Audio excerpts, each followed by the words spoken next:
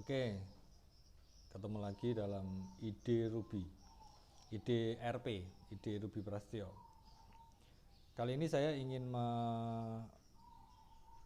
mengungkapkan gagasan saya, ide saya tentang toleransi dan penistaan agama. Rasanya hal yang menjadi perdebatan itu adalah hal yang tidak perlu diperdebatkan kaitannya dengan perbedaan agama di Indonesia khususnya ya. Jadi perlu kita mundur dulu melihat keberagaman Indonesia. Indonesia itu begitu beragam dari Sabang sampai Merauke. Ini harus disadari dulu. Orang-orang yang tidak pernah keluar dari daerahnya mungkin tidak mengenal Indonesia itu ada sekian ribu pulau gitu. Kita harus mawas diri juga. Saya sudah berapa pulau ya di Indonesia yang saya datangi kayak gitu, saya kunjungi. Kalau baru tahu 2, 3, 4 pulau mungkin memang belum tahu seberapa besar Indonesia. Taunya hanya di peta, di atlas atau di globe kayak gitu ya. Nah, Indonesia tidak sekecil itu, Indonesia tidak sesederhana itu gitu. Jadi Indonesia ini begitu beragam. Pulaunya banyak sekali, bentangannya jauh sekali dari Sabang sampai Merauke. Nah, itu dulu harus disadari deh. Kalau nggak disadari ya bakalan sulit melihat potensi bahwa Indonesia itu begitu beragam. Oke ya, kita sadari itu dulu. Keberagaman, terus kemudian dari situ mungkin yang paling harus kita sadari adalah keberagaman itu adalah potensi. Walaupun juga bisa dibilang juga itu potensi perpecahannya juga besar, tapi menurut saya potensi keberagaman itu menjadi satu hal yang baik itu juga tidak kalah besarnya, bahkan bisa jadi lebih besar. Nah, Indonesia sebegitu besar dari Sabang sampai Merauke dengan ribuan pulau, benar-benar ribuan ini ya, dan beberapa pulau besar diantaranya. Terus kemudian dari situ juga ada suku dan rasnya pasti berbeda-beda ya, bentang alamnya beda sehingga mengakibatkan keberagaman itu. Nah, dalam perkembangannya kenapa saya bilang dalam perkembangannya, karena bayangan saya suku ras itu sudah ada duluan sebelum adanya agama masuk di Indonesia. Terus kemudian agama masuk melalui perdagangan, bahkan mungkin juga melalui misionaris, bahkan penjajah juga membawa agama seperti itu. Nah, akhirnya terjadilah eh, apa ya istilahnya, akulturasi budaya atau asimilasi budaya, apapun istilahnya itu, pokoknya orang dari suku apa beragama apa dan seterusnya kayak gitu. Nah, kalau melihat dari situ, saya keberagaman yang ada di Indonesia ini saya kemudian mengerucutkannya pada agama. Nah, agama ini kan bisa dibilang bahwa agama ini uh,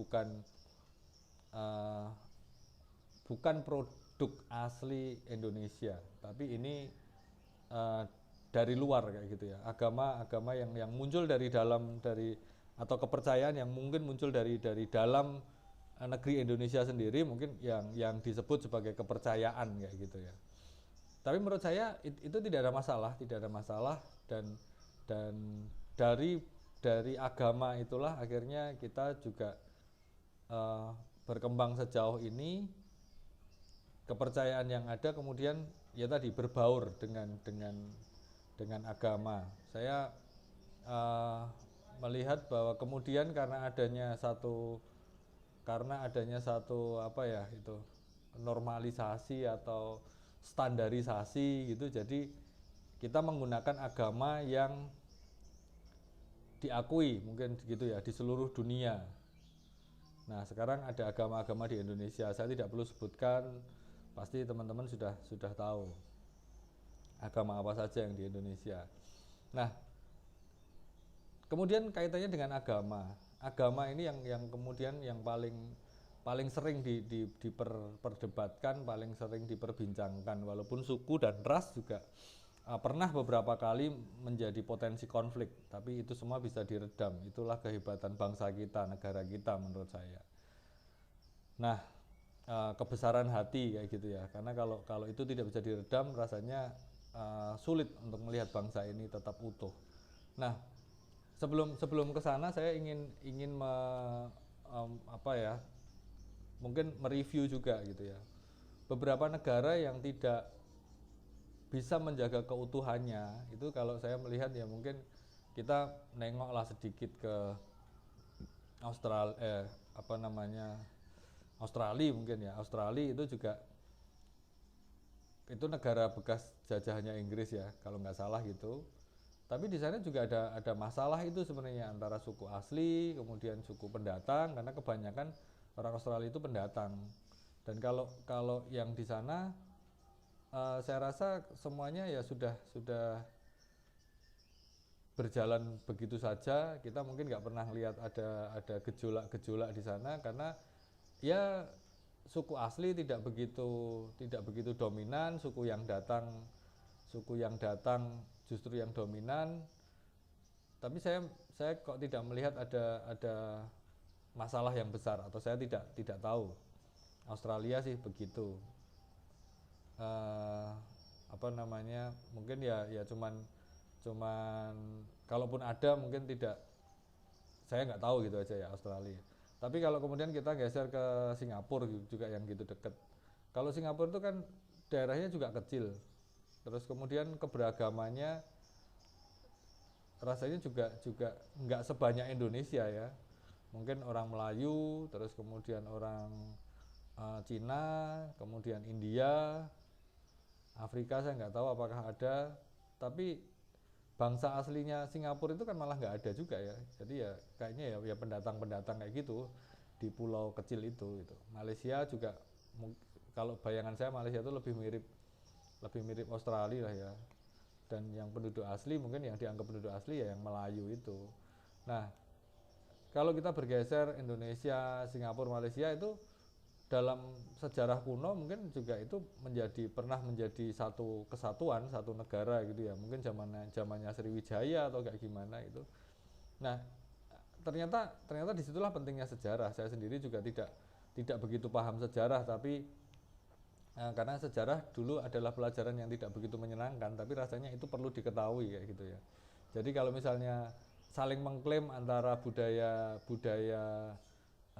Indonesia ini apakah budaya Malaysia, buat saya juga itu sebenarnya tidak terlalu penting gitu, karena bisa jadi nenek moyangnya itu juga nenek moyang yang sama, jadi punya inspirasi yang sama kayak gitu. Nanti kalau kita mau berkembang lagi, ini batik dari Cina apa batik dari Pekalongan atau batik dari mana gitu, saling klaim itu nggak akan selesai. Nah, itu secara besar aja ada sentimen-sentimen bahwa budaya ini asalnya dari mana, itu ada sentimen-sentimen. Dan saya sendiri juga tidak belum akan membahas yang itu. Saya mencoba membahas yang spesifik untuk Indonesia sendiri, spesifik untuk agama. Bagaimana sebenarnya kita sebagai orang Indonesia bersikap pada agama itu. Agama itu macam-macam lah ya cara pendekatannya. Cuman saya ingin mencoba melakukan pendekatan dari misalnya agama ini gunung yang sama, tapi pakai jalan yang berbeda kayak gitu. Puncaknya kita tahu ada di puncak sana gitu. Nah, terus kemudian kita pakai jalur yang berbeda. Saya menganggapnya begitulah ya. Misalnya agama A lewat jalur selatan, agama B lewat jalur utara, agama C lewat jalur tenggara, dan seterusnya gitu. Pokoknya jalur itu tidak bertemu sebenarnya di sepanjang perjalanan sampai di ujung sana nantinya. Nah, bayangan saya seperti itu satu hal. Terus kemudian analogi yang lain adalah kita ingin bepergian ke satu kota, mungkin jalurnya juga berhimpitan, tapi kendaraannya beda nih. Jadi misalnya akan pergi ke satu kota, terus kemudian bahkan mungkin jalurnya sama pun kendaraannya berbeda, mereknya beda, jenisnya beda, dan mungkin juga tahun keluarnya kendaraan juga beda kayak gitu ya. Nah, kita bayangkan seperti itu, rasanya ini bisa mewakili kayak gitu ya. Oke, katakan kita adalah pemeluk agama A lewat jalur utara misalnya begitu. Nah, kemudian dari antara utara ini pastilah tantangannya berbeda, tantangan pendakiannya berbeda, apa yang boleh apa yang nggak bolehnya bisa jadi berbeda dengan yang jalur-jalur yang lain. Dan menurut saya nggak apa-apa, yang penting kita jalan aja, fokus aja pada jalan kita, nggak usah fokus menilai orang lain. Kamu nanti salah loh kalau begini, kalau begitu, itu tidak sesuai dengan punya saya. Berarti kalian itu musuh, kalian itu nggak akan sampai gitu. Udah nggak usah dipikirkan, mereka itu nggak usah dipikirkan. Biarkan saja. Tetapi kita fokus aja di jalan kita. Itu aja kita fokus ya. Kita fokus, orang yang tidak lewat jalan kita tidak kita urus gitu. Ini dalam hal beragama. Nah, ini saja misalnya kita punya sama-sama di jalur A ini tadi ya, jalur utara agama A ini tadi. Dalam perjalanannya beda waktu, mungkin beda tantangannya loh. Di gunung itu kan mungkin yang tadinya jalan setapak lama nggak dilewati muncul ilalang sehingga harus muter sedikit berputar. Dan waktu itu dibicarakan, loh kok kamu di situ muter, harusnya lurus loh. Di situ saya nggak bisa lurus karena kondisinya sudah berbeda. Oh nggak bisa, kalau nggak lurus kamu salah lah. Ini aja di jalur yang sama aja bisa beda. Belum nanti kalau kita ngomong jalur pendakian, oh ada binatang buas, saya minggir dulu. Oh di situ ada buah-buahan yang enak, saya berhenti dulu, makan dulu misalnya gitu. Padahal yang pendaki sebelumnya mungkin bilang tidak begitu. Nah itu kan sudah jadi beda nih, jalurnya sama, agamanya sama, tapi yang dipahami berbeda. Itu satu jalur pendakian ya. Nah dalam agama rasanya juga begitu, coba aja dipikirkan, oh ya itu agamanya sama kayak saya tapi dalam doktrin ini beda, dalam pemahaman ini berbeda. Dan buat saya sih seharusnya itu nggak masalah, biarkan saja berjalan karena mungkin jalurnya memang harus seperti itu, yang penting kita tetap berjalan bersama. Sekarang kendaraan, tadi naik gunung ya, sekarang naik kendaraan. Nah oke, kita sama-sama nih mau ke tujuannya sama, kota yang sama, kendaraannya berbeda, mungkin mereknya. Di antara kendaraan yang berbeda ini kita sekarang fokus pada satu kendaraan yang sama, mereknya sama, jenisnya sama, merek, jenis, terus apa lagi ya, tahun keluarnya sama misalnya begitu. Itu pun kalau kita bicara kendaraan, nanti kendaraan itu masih ada serinya, masih ada yang paling baik, ada yang menengah, mungkin menengah bawah, ada yang paling sederhana misalnya kayak gitu. Ini sama loh, ini pakai agama yang sama, di tahun yang sama, semuanya sama, waktu mau jalan, ini kalau dibilang masih ada bedanya, masih ada. Kok kamu AC-nya nggak begini, kok velg rodanya nggak seperti ini. Oh ya, itu pasti masih ada masalah. Ini kita sudah mau jalan nih, kota tujuannya sama, kendaraannya sama, mereknya sama, jenisnya sama, tahun keluarnya sama, itu pun masih ada perbedaan yang ada. Nah apalagi ini tadi kita bicara dalam dua analogi, naik gunung dan pergi ke kota tujuan yang sama, dalam agama yang sama, potensi perbedaannya masih saja ada. Apalagi kalau dengan yang lain, pasti potensi perbedaannya semakin besar dong. Nah kalau masih mau berkutat di situ, ngapain sebenarnya, mau ngapain? Terus kenapa? Kalau misalnya orang berbeda itu kenapa? Ya sudah, biarkan saja berbeda. Mau pakai jalur yang mana ya nggak apa-apa. Hormati saja jalurnya. Oke, kita jalan bersama-sama. Walaupun saya nggak akan nyoba jalurmu. Saya nggak setuju dengan jalurmu. Tapi ya harus sepakat untuk tidak sepakat dalam hal ini. Itulah yang namanya toleransi menurut saya. Karena kalau kita terus-teruskan perbedaan itu, dan kemudian kita saling melihat bahwa sana jalurnya salah, sana cara mendakinya salah, cara melakukan ini itunya salah, dan seterusnya, ya memang begitu. Tapi dari sana melihat ke tempat kita juga sama, loh kok kamu begitu, kok kamu nggak seperti kami, dan seterusnya dan seterusnya. Makanya kalau itu diterus-teruskan dengan hati yang panas, ya akhirnya terjadinya penistaan. Penistaan itu kalau menurut saya ya, dalam tadi lah, misalnya mendaki tadi ya pasti gitu. Oh, kamu ngapain bawa-bawa tali? Oh, kamu ngapain bawa-bawa tongkat? Nah, akhirnya kan jadi ketawaan kan nanti. Wah, nggak ada apa-apa kok bawa senjata tajam, nggak ada apa-apa kok persiapannya segitunya, kan begitu. Itu kan artinya menghina dan bisa juga menista. Sama juga yang tadi kendaraan itu. Misalnya kita bepergian, kendaraannya beda tadi, oh kok punyamu cara buka jendelanya begitu, kok nggak begini. Ada saja yang jadi masalah, dan sebenarnya bisa saling menista. Penistaan agama menurut saya tidak perlu muncul dari agama yang berbeda. Bahkan agama yang sama pun sebenarnya sangat potensial untuk saling menista, saling menjelekkan, saling menghina. Terus apa gunanya sih sebenarnya? Dalam hal ini saya ingin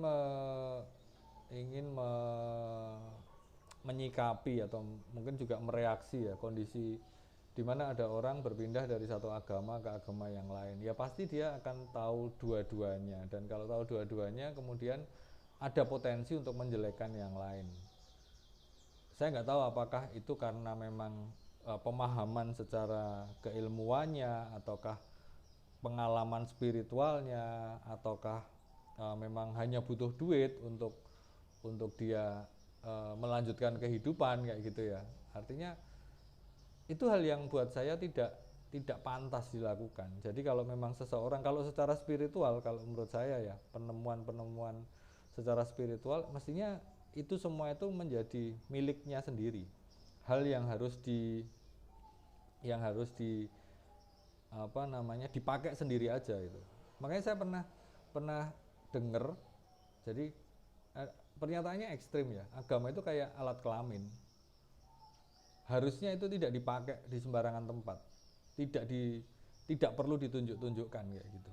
Tapi itu bermanfaat saat kita dalam ruang yang sangat pribadi.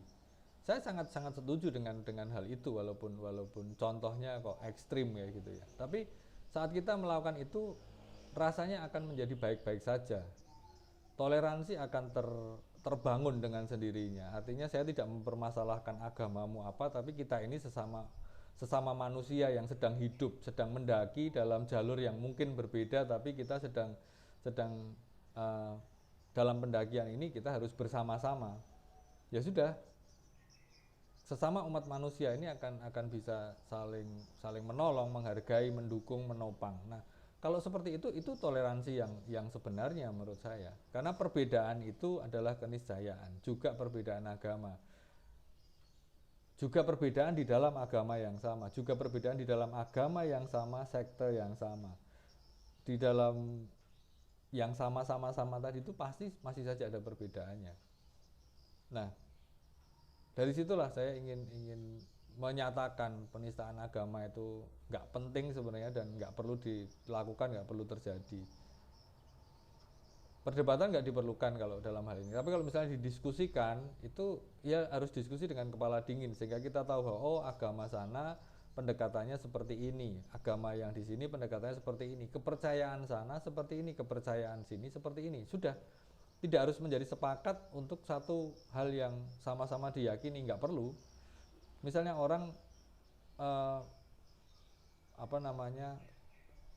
sudah mau pergi, udah pengen cari mobil yang mana, ya udah yang satu pengen mobil A, yang satu pengen mobil B, udah nggak usah diperdebatkan, ya sudah jalan aja pakai mobil A dan mobil B.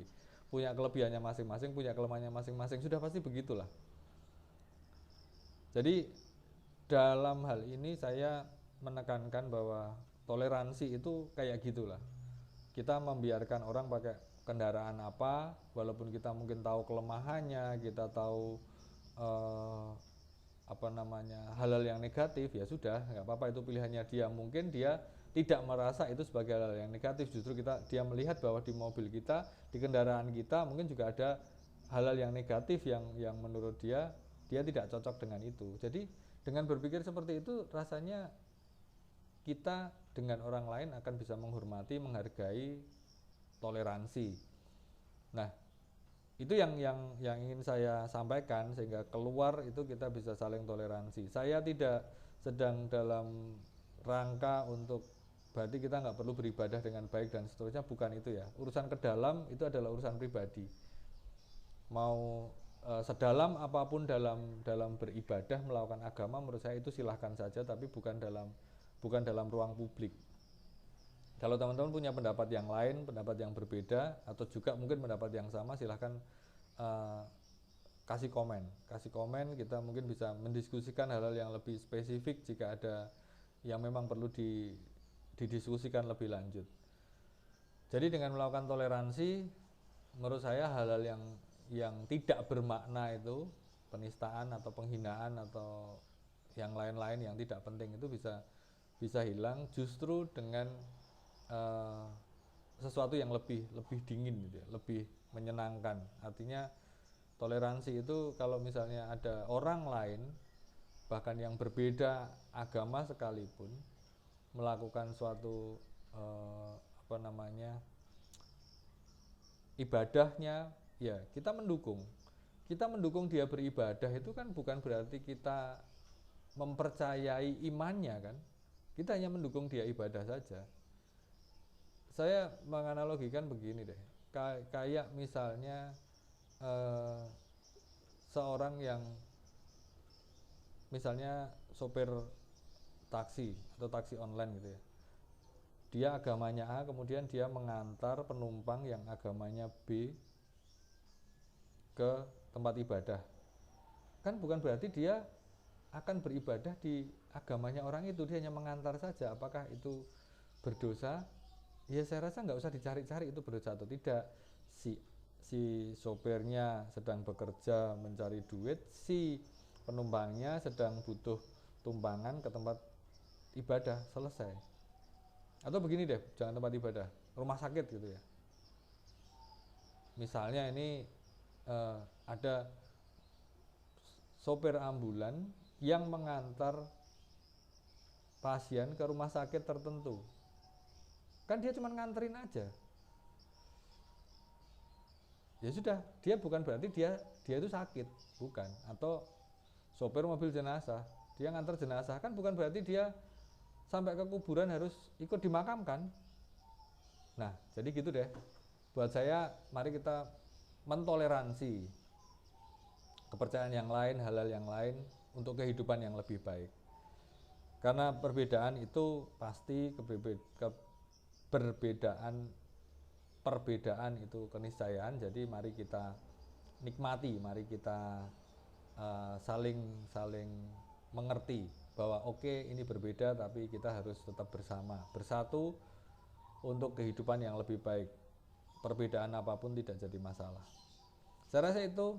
Saya tunggu komentarnya di ID Ruby, ID RP, ID Ruby Prasetyo. Terima kasih.